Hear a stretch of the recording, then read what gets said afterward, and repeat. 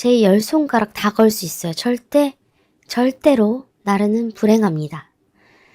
그럼 실질적인 행동으로 옮기셔야죠. 첫걸음은 안녕하세요, 보통 사람입니다. 현재 나르와 교제를 하고 계신 분들, 남편 혹은 아내가 나르일지도 모른다고 의심하고 계시는 분들, 오늘은 나르와 손절하는 가장 빠른 방법을 공유하려고 합니다. 짧은 영상이니까 끝까지 시청 부탁드립니다. 내 남친이, 내 여친이, 내 남편이, 아내가 나르인 것 같다는 확신이 드셨다면 이제부터는 너무나 간단합니다. 얽혀있는 모든 사람들, 부모님, 자녀, 친구들 때문에 쉽사리 결정을 못하고 계시지 않았을까요? 심지어 홀로서기가 두렵거나 자신이 없으신 분들, 내 아이는 어떡하나 싶으시죠? 일단 결혼하지 않으신 분들께 말씀드리고 싶은 건 똥차 가면 벤츠 온다. 확실합니다. 벤츠인 줄 알았던 나르 연인은 사실은 똥차였어요.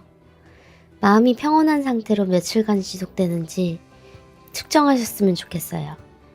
한 달을 못 넘긴다 싶으시면 잘못된 만남을 하고 계신 건 아닌지 한번 의심해 보시고 자신의 문제라고 생각하고 몇 번을 다짐했는데 억울하고 답답한 상황이 지속되면 상대방의 문제라고 확실히 인식하시고 벗어나세요. 어떻게 벗어나냐고요? 답은 하나입니다. 무조건 다 끊어내셔야 합니다.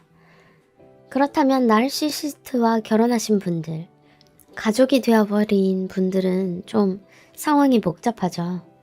제 주변에도 30년 넘게 참고 살았는데 자식이 아직 대학을 졸업 안 했는데 이런 수많은 이유로 참고 계시는 분들이 많이 계세요. 자신의 삶은요? 배우자가 다달이 용돈을 주면서 폭언과 가스라이팅을 같이 준다고 참고 살아야 할까요? 배우자가 책임과 공동부양 의무를 지키지 않으면서 님들을 세뇌시키면서 수명을 갉아먹고 있는데 언제까지 참고 사시려고요? 제가 이혼 과정을 겪으면서 깨달은 건 제3분할은 반반이 가능하고 실제로 피해자인 약자와 가해자의 약자를 법으로 심판하는 건 참 어렵지만 나르에게는 가장 치명적인 약점이 있었습니다. 떨어져 지내는 동안 보통 사람은 서서히 자신의 행복을 찾아가는 반면 나르들은 어떻게 하면 상대 배우자를 골탕 먹일까, 자신의 이익을 챙길까 시간을 불행하게 쓴다는 점이었습니다. 불쌍하다고는 안 할게요. 불행한 인생을 사는 게 나르시시스트입니다.